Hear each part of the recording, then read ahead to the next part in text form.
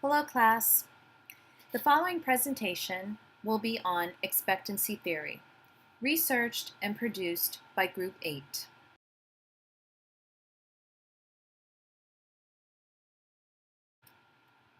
The expectancy theory was developed by Victor Vroom in 1964. This is one of 5 theories that studied motivation. What is it that drives people to behave a certain way? How can we as healthcare leaders motivate our teams of naturally diverse individuals? How does the expectancy theory help us to predict behaviors in our teams so we are better able to motivate our employees? The expectancy theory essentially says that there are 3 dependencies that determine a person's desire for performance. The first is the desire for a certain outcome. The second is the perceptions that a person's own performance is directly linked to their desired outcome. The third is the probability that a person's own effort will result in the required performance. These 3 dependencies Vroom also refers to as factors, which are valence, instrumentality, and expectancy. These factors are the force that drives a person to perform a certain way. Let's take a look at each factor individually.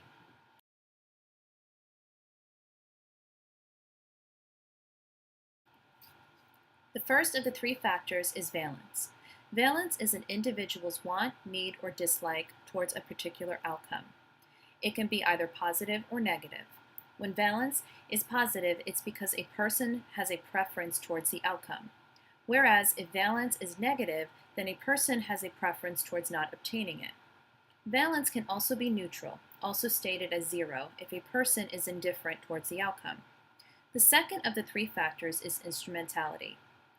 Instrumentality is a person's perception that their individual performance is directly related to a certain outcome. The third of the 3 factors is expectancy. Expectancy is related to the effort an individual puts in. Expectancies are expressed in terms of strength. When a person puts in more effort and believes that their effort will result in a positive outcome, this is expressed as maximal strength. Whereas if a person believes that their efforts will not result in the desired outcome and therefore they put in minimal effort, then they have minimal or 0 strength related to expectancy.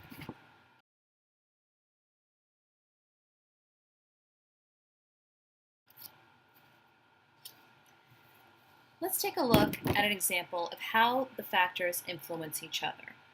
Based on Vroom's theory, you can see that valence is depicted as the starting point, which is the motivation a person has to achieve or not to achieve a desired outcome. Valence is related to the effort one puts in or doesn't put in order to achieve the final reward. Vroom noted there were 2 levels to the outcome. Let's assume a person is motivated because they want career advancement in order to satisfy their need for personal achievement. This would be the reward, which is the second level outcome. This is directly tied to the first level. Therefore, in this example, a person may enroll to get their MBA so they have new skills and opportunities to achieve career advancement. The act of enrolling in the MBA program would be the performance, which is the first level outcome. Getting one's MBA is positively related to the person's desired outcome of career advancement. Now, let's take a look at how expectancy factors in. Expectancy is related to the effort one puts in. Therefore, if the person believes that getting their MBA will achieve career advancement, then that person may be willing to put in the effort of late nights and weekends because their individual effort will earn them the MBA. Now let's factor in instrumentality. This is the perception that individual performance is directly related to the desired outcome. Therefore, if a person believes that an MBA will provide the career advancement they seek, then they are likely to put forth the effort to achieve the degree which will ultimately provide them the reward of career advancement.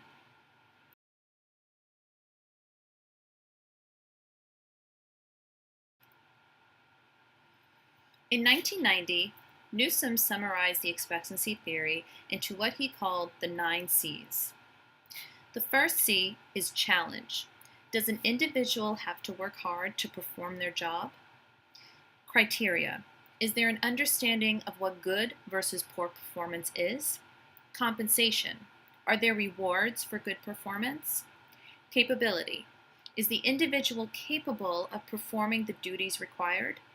Confidence. Does the individual believe they are capable of performing the duties required? Credibility. Is management reliable and trustworthy?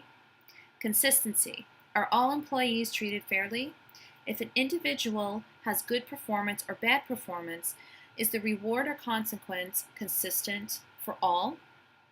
Cost. What is the time and effort required for good performance? And communication. Is communication consistent from management to ensure the other 8 C's are optimal?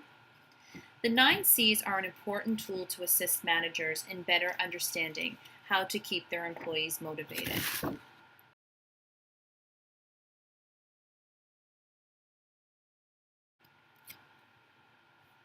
Now let's talk about evolution. In the 1930s, the experiments of Hawthorne and Kurt Lewin began to turn their attention to the role of motivation in work performance. Effectiveness required not only skills to do the job, but also motivation to carry it out. First, there was relevance to the discipline of psychological distance, but that was avoided and substituted for the term expectancy.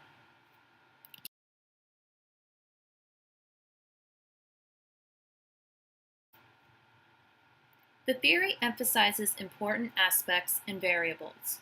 The relationship between effort performance rewards and personal goals. A quantitative formula is available to find out motivation of employees. Classified as process theory because individual perceptions of the environment and interactions arising as a personal expectation. The theory is based on common sense.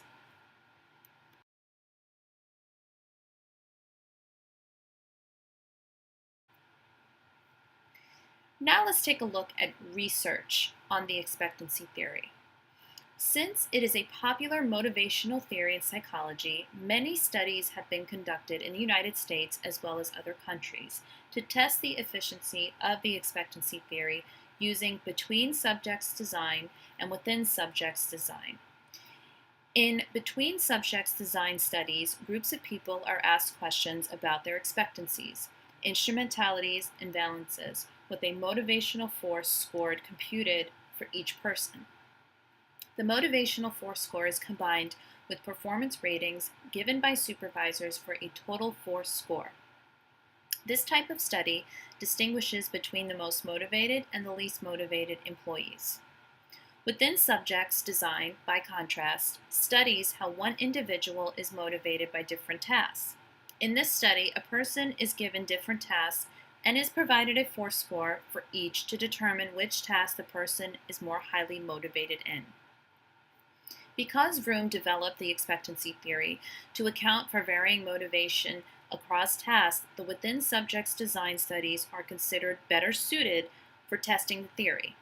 For each person, a correlation is computed between predictions of effort made by the theory and actual amounts of effort expended on tasks.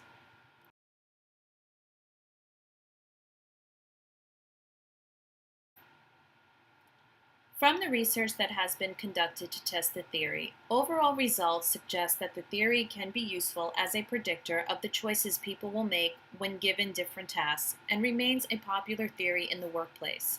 The strongest support in favor of this research was shown for valence, instrumentality, and expectancy as individual components, which showed higher correlations and predictions resulting for within subject design studies, rather than the motivational force score or the total force score.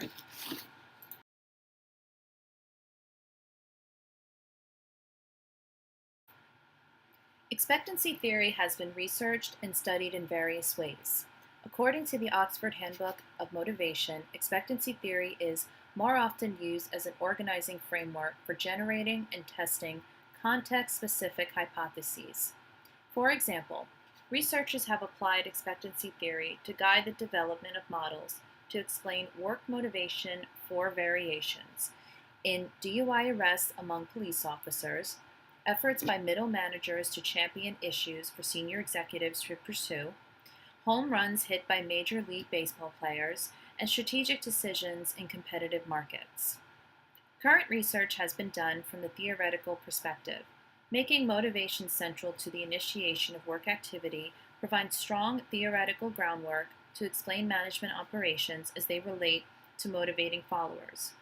From the results of their current research, it was found that simply increasing awareness of resources raises instrumentality, but does not increase of activity. This particular outcome shows the importance of incorporating expectancy, instrumentality, and valence into examples of goal behavior at the same time.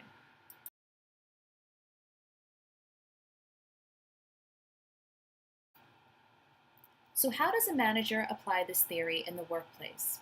We now understand the three factors that affect employee motivation. They are valence, instrumentality, and expectancy. This theory helps managers in understanding employee behavior and what rewards they value. Let's now apply each factor by looking at different workplace scenarios.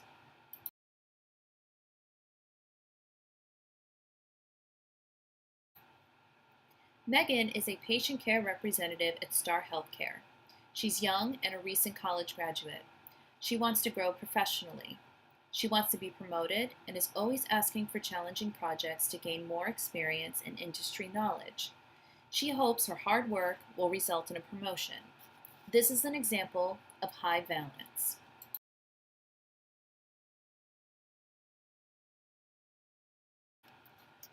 Kelly is a patient access representative at Star Healthcare. She has held this position for the past 3 years. She loves serving patients and truly enjoys working in healthcare. She always goes above and beyond and produces high quality work. She has expressed her goals to her manager of getting a promotion. Her manager has stated to keep working hard and she will get one. However, after 6 months, she has been passed up twice for a promotion. She now has lost her drive to work hard because she feels her hard work will not result in a better job. This is an example of low instrumentality.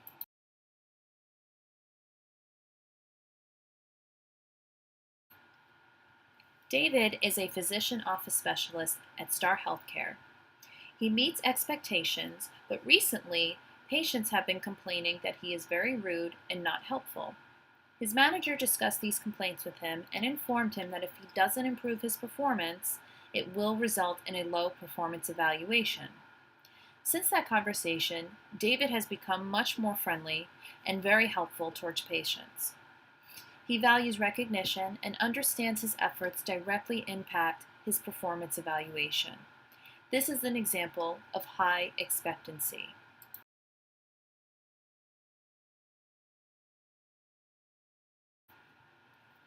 Here is an overall analysis of our group project.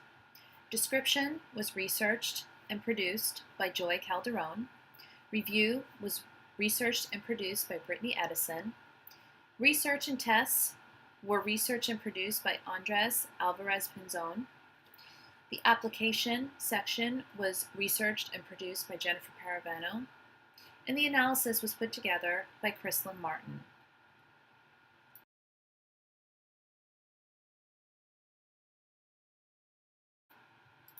Each group member had a specific task and assignment.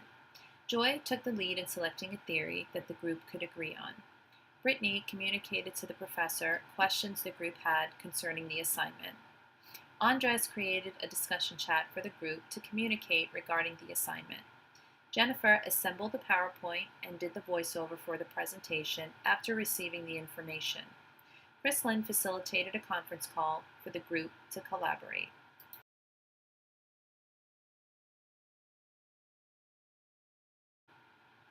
Overall, Group 8's team members worked very well together. Every group member provided feedback and participated. Knowledge was gained from one another and from the assignment, and we hope as a group to further educate our class members on the expectancy theory.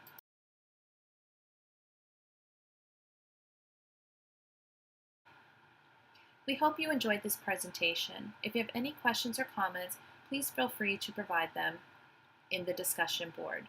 We thank you for your time.